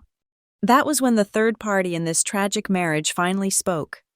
My father, Leonard, had pulled his face from his hands. He was not gray anymore. He was the color of ash. He looked at me, his eyes pleading, brimming with a pathetic, late-stage understanding. "Camila," he choked out. "Mila, I didn't know. I swear to God, I didn't know the extent, the water, the forgery." He stumbled forward, his hands out, as if to beg for my forgiveness. He was interrupted, not by me, but by Harlan. My grandfather, who had been watching with a grim, victorious satisfaction, looked at his son. His voice was not angry. It was not even disappointed. It was just tired, infinitely tired. "Stand aside, Leonard," he said, his voice quiet but carrying. "This part doesn't concern you. You made your choice. Stand aside." My father froze, his apology dying in his throat. He looked as if he had been slapped again, but this time, by the truth. He retreated, wordlessly, and collapsed back into the chair by the fireplace, a man erased from his own story. The spell of Vivian's power was not just broken, it was reversing. As soon as Harlan had dismissed his son, a new voice spoke up. "She's right." It was Martha Davies, the head housekeeper, the one Vivian had bullied for the key card. She was standing by the service door, her arms crossed, her fear gone, replaced by a cold, 30-year righteousness. "That woman," she said, pointing at Vivian. "She didn't streamline this place. She terrorized it. She fired Miguel, who worked the South Orchard for 45 years, because he questioned her consulting fees at a staff meeting. She told him he was redundant. And me," another voice, this one from the catering staff. "She held back our tips for 2 months, said it was for cash flow, but we saw her new car. She made us sign non-disclosure agreements just to prune the roses." It was a flood. The people Vivian had silenced for years, the staff she treated as furniture, were now a jury. They were the witnesses to her small, daily tyrannies, and they finally had the floor. Vivian looked around, her eyes wide with animal panic, seeing that the very air in the room had turned against her. She was utterly alone. "Mr. Vale," I said, my voice cutting through the staff's righteous anger. I turned to Harlan's lawyer. "As chair of this temporary council, I am calling the first vote, all in favor of an immediate, full-scale freeze on all Riverholt accounts, transactions, and lines of credit, pending a full forensic audit." "Aye," Julian Vale said immediately. "Aye," said Harlan, his voice a clear, strong bell. I said. The motion passes, 3-0. The council's first directive is to freeze all finances. I looked at Vivian, then at Elliot, who was still weeping in a corner. Furthermore, I am revoking all keycard and physical key access for all non-essential personnel, effective immediately, starting with Vivian Ashbury, Leonard Lawrence, and Elliot Shaw. Peters, I said to the security chief, collect their keys and take the master keycard back from my cousin. Elliot practically threw his key at the guard, desperate to comply. Vivian just stared at her hand, her fingers clenching the key fob to her car as if it were the last piece of her kingdom. Just then, the front door opened again. The lead inspector, the woman, returned. The male inspector was behind her. Her face was grim, her parka spattered with mud. She was holding a small plastic bag. "We found it," she announced to the room. Not just to me. "It's exactly where your great-grandfather's book said it would be." She looked at her notes. "Well, number 3, cleanest water I've ever seen, or it was." She held up the plastic bag. It contained a thick, greasy black substance. "This is hydraulic fluid, and this," she held up another bag, "this one containing metal shavings. This is from drilling. Someone has been trying to tap or poison the source well, the primary aquifer." The air in the room went from cold to Arctic. This was not just fraud. This was environmental terrorism. "But we also found this," she said, nodding to the male inspector. "The illegal pipe, the one from your schematics." "And?" I asked. "It's active," he said. "It's a two-way pipe, high pressure. It wasn't just for draining your well. It was for pumping in whatever that is." He gestured to the bag of grease. "It's a weapon. We're sealing it now. The entire South Quadrant is now a state environmental crime scene." David Chen, the reporter, was holding his phone up, his face pale. He turned to me. Ms. Lawrence, this is an incredible conspiracy. Why? Why did they wait until tonight? Why unveil all of this at an 80th birthday party?" I looked at him. I looked at the crowd. I looked at the front door, the one the inspectors were standing in. I pointed. "Because," I said, "in order to legally activate my grandfather's emergency trust, he had to give a public, prearranged signal in front of witnesses. He had to prove he was being ignored." I paused, letting the weight of it land. His signal was pointing at that front door.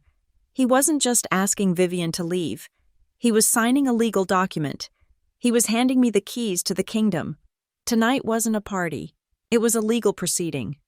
This was the moment, the precise second, that Vivian's brain understood that her every move had been anticipated, that she had not just been caught, but that she had been led, step by step, into a trap of her own making. Her composure did not just crack, it sublimated, it was gone. She made a run for it. It was not a dignified exit, it was a panicked, scrambling, animal bolt for the side door. She knocked over a tray of empty champagne glasses, the sound of them shattering on the stone floor. "No!" she screamed. "You can't keep me here!" She never made it. Peters, the security chief, simply stepped in front of her. He was not aggressive. He was just a wall.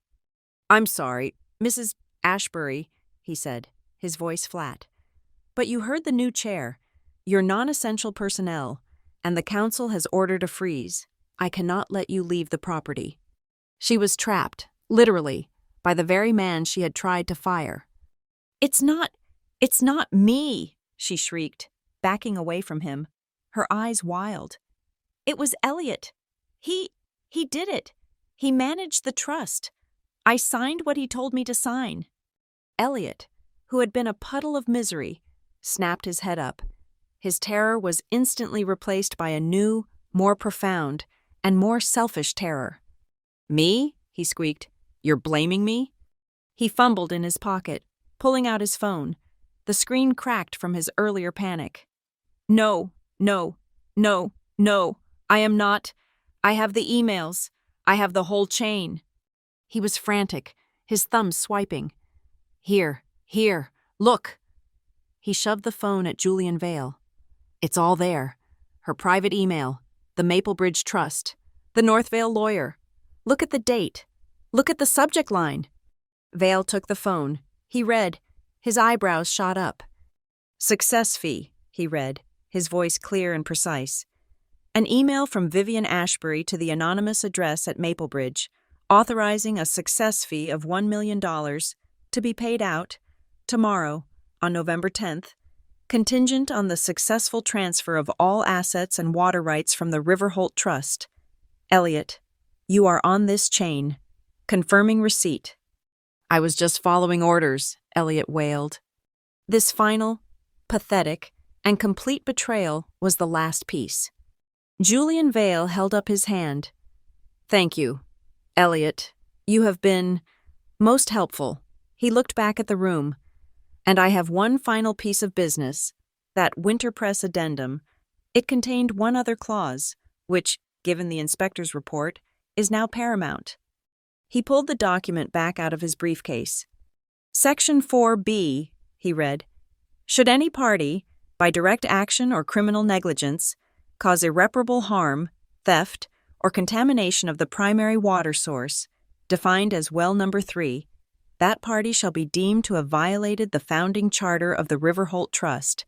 This violation results in the immediate, permanent, and irrevocable termination of any and all administrative, financial, or residential rights to the Riverholt estate. This ruling is permanent and cannot be appealed by any successor. He lowered the paper and looked at Vivian. She didn't just lose her job, I whispered, the finality of it landing. She lost the house. My grandfather, Harlan, who had been silent for this entire exchange, stood up. He walked, not to me, not to his lawyer, but to the center of the room. He stood about 10 feet from Vivian. She looked at him, her chest heaving, her multi-million-dollar dress ruined, her hair a mess, her eyes empty. He did not yell, he did not accuse, he just looked at her with a profound, cold sadness. He lifted his hand, the same hand, and he pointed, slowly, deliberately, not at her, but at the main exit. The front door is over there, Vivian, he said, his voice echoing in the silence. I already pointed. Vivian turned, her body moving like an automaton, and looked at the door. It was closed. She looked at the guests. They stared back, their faces like stone. She looked at the staff. They stared back, their faces like stone. She looked at the door, and then at the handle, and she waited. No one moved, no one spoke. No one opened the door for her. The next morning, the world had gone from the dark, bourbon and shadow tones of the party, to the harsh, unforgiving fluorescent light of the Hudson County Courthouse. We were there by 9 a.m. I had not slept. I was running on a wire thin, humming adrenaline that was colder and stronger than coffee. I wore the same clothes I had worn the night before, a silent testament. It was an emergency hearing, not a trial, but the room was packed. Julian Vale had made sure. David Chen, the reporter, sat in the front row, his pen flying. The bankers who had been at the party were there, their faces gray, huddled with their own lawyers, and at the front, sitting next to her hastily hired counsel, was Vivian, looking small and brittle. My father sat 3 rows behind her, alone, a man who had already been rendered a ghost. Julian Vale stood. He was a force of nature in the daylight. Your Honor, he addressed Judge Marion Stone, a woman famously intolerant of theatrics. We are here this morning to stop the final act of a conspiracy to defraud a family, to commit massive insurance fraud, and most critically, to steal a public resource. Vivian's lawyer, a slick-looking man from a high-rise Albany firm, immediately jumped up. Objection. That is inflammatory and baseless. This is a family dispute, a squabble over a senile man's. Sit down, Mr. Harris, Judge Stone said, not even looking up from her papers. You'll get your turn. She looked at Vale. Proceed. Vale proceeded, and it was a symphony of destruction. He was a surgeon, laying out the evidence on a cold steel tray. "We first present Exhibit A, Your Honor," he said. "Video footage, taken from inside the Riverholt archive room at approximately 9:30 last night. The courtroom's flat-screen monitors, the same ones used for DUI arraignments, flickered to life, and there it was. My jam jar's eye view, Elliot's panicked hands, Vivian's cold, sharp voice. Put the forged document in the main binder. The doctor's letter. Make sure it's the first thing the lawyers see in the morning. Now go. Get the truck loaded." A collective, sharp intake of breath in the courtroom. Vivian's lawyer was on his feet again. "Your Honor, this is an illegal recording. It's inadmissible." "Is it Mr. Harris?" Judge Stone asked, her voice dangerously quiet. "Is it illegal to film a conspiracy to commit a felony, as it is happening, on your own property? Please, sit down before you embarrass yourself further." Vale continued. "Exhibit B, a mini cassette, recovered from a family safe." He held up the small black tape.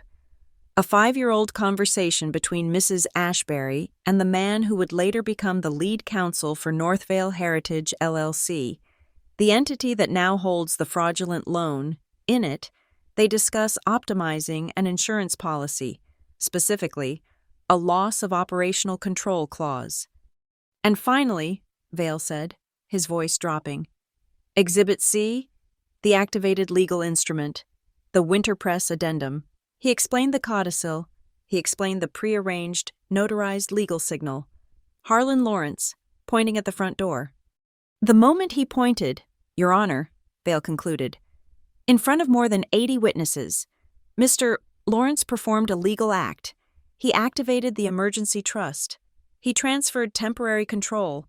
Everything Mrs. Ashbury did after that moment, attempting to plant the forgery, attempting to move the assets in that truck, was an act of theft against the very trust she was trying to defraud."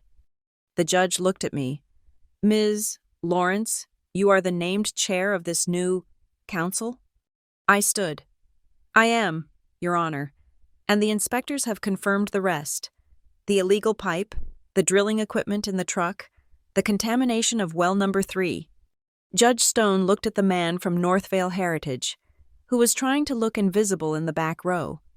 "And what of this contract?" The Northvale lawyer stood, his voice shaky. "Your Honor, Northvale was a partner in good faith. We are appalled. We had no knowledge of these other matters. In light of these revelations, we withdraw our claim. We are fully rescinding the contract and want no further part in this." They were running. They were cutting her loose to avoid being implicated in an environmental crime. The contract was dead. The judge nodded, a sharp, satisfied rap. "Wise, the contract is voided, on grounds of its obvious predatory nature and its threat to the public good." She turned her gaze on my father. "Mr. Lawrence, your wife is the target of this injunction. Your name is on the original note. Where do you stand?" My father, Leonard, rose. He looked like a man who had aged 100 years since the party. He did not look at his wife. He looked at the floor. I accept the findings," he whispered, his voice cracking. "I support the temporary council. I will sign whatever is necessary to transfer temporary authority, effective immediately, for the 90-day period." He had capitulated, completely. Julian Vale slid the document to him. My father signed his power away without even reading it. The last vestige of the old guard had fallen. "Ms. Lawrence," Judge Stone said, her gaze fixing on me. I was no longer the ungrateful daughter. I was the only authority left. "You have your 90 days. What is your plan?" I stood. I had thought of nothing else all night. "First," I said, my voice clear and ringing in the silent room, "an immediate and total financial transparency. We are hiring an independent, outside forensic auditor to open every book for the last 5 years. Everything we find will be made public." The bankers in the front row flinched. "Second," I continued, "restoration. Every full-time employee fired by Mrs. Ashbury in her restructuring is being offered their job back, effective today, with full back pay for their lost time. I heard a quiet sob from the back. It was Martha Davies, the housekeeper, sitting with Miguel, the orchard foreman. And third, I said, a full-scale, independent, environmental audit of the aquifer. We are establishing the Winterpress Trust, a community fund, seeded by our profits, to ensure the protection of the water source not just for us, but for the entire valley. It was a new doctrine. It was the anti-Vivian. Harlan was called to the stand, just to confirm his identity and his signature on the codicil. He walked up, not with his cane, but with his silver pocket watch. As he was sworn in, he placed the watch on the wooden railing of the witness box. "Mr. Lawrence," Vivian's lawyer sneered. "That is a lovely antique. Are you often confused about the time?" Harlan looked at him. "My grandfather gave me this watch," he said, his voice clear. "He taught me that a man's worth is in the things he builds and the truth he tells." He tapped the silver case. "Vivian Ashbury, however, taught me something new." "Objection." "She taught me," Harlan continued, his voice rising, "that from this day forward, the truth must always be recorded." "He's lying!" It was Vivian. She shot up from her chair, her face a mask of pure reptilian rage. Her lawyer tried to pull her down, but she was beyond him. "He's a senile old fool, and she's a snake. It was all legal. It was a standard policy. You have to plan for contingencies." "Mrs. Ashbury, I am warning you," Judge Stone said, her hand on the gavel. "Warning me?" Vivian shrieked, her voice cracking. "I'm the only one who did anything. That insurance policy was a sound financial instrument. The loss of control payout is standard. It was a perfect hedge. It was my money, mine." She had done it. In the dead silence of a formal courtroom, with the court recorder's fingers flying, she had just confessed, on the record, to the entire insurance fraud scheme. She had admitted her intent to profit from the loss of control she herself had engineered. The live, sensitive microphone at her table had captured every single word. Judge Stone banged her gavel, the sound like a crack of thunder. "Mrs. Ashbury, thank you. You may sit down." It was over. "This court," Judge Stone announced, her voice filled with a cold, final fury, "hereby issues a full temporary injunction. Vivian Ashbury is enjoined and barred from any and all Riverholt properties, assets, and accounts, effective immediately. All assets of the Maple Bridge Trust are hereby frozen, pending a full criminal investigation." As the judge was speaking, 2 county sheriff's deputies, who had been standing at the back of the room, began to move. They walked down the center aisle, their footsteps heavy.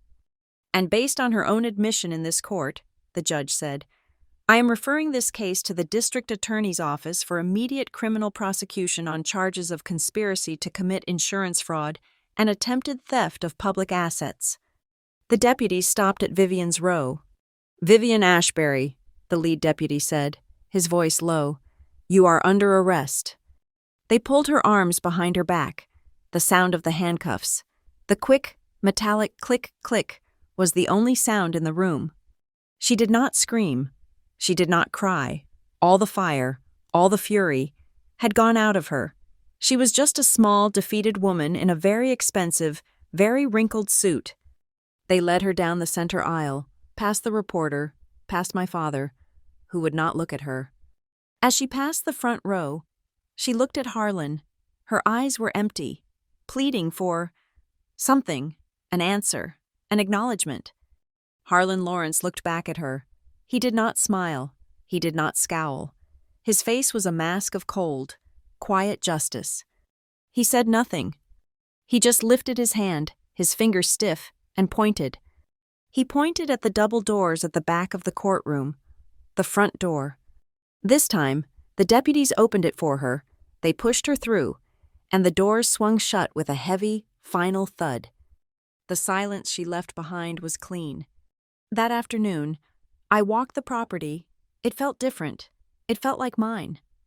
I walked past the old press house, down the gravel path to the creek, to the rock cleft where the inspectors had already cordoned off well number 3. The water, they said, would clear.